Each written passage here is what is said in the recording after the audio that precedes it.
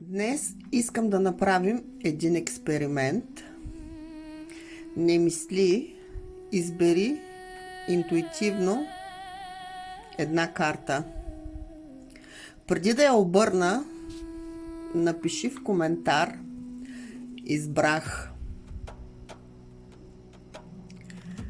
Тази карта не е просто отговор, тя е символ на това, че когато в къщата възникнат трудности, тя предвещава скорошно разрешение и възстановяване на благоденствието. Когато се научиш да разбираш символите, започваш да получаваш по-ясни насоки и да се доверяваш повече на собствената си интуиция. Ако искаш и ти да се научиш да работиш с Сибила Луна, напиши Сибила в коментарите и ще ти кажа как можеш да я получиш. Сърцето ми знае, че отговора е в мен. Сибила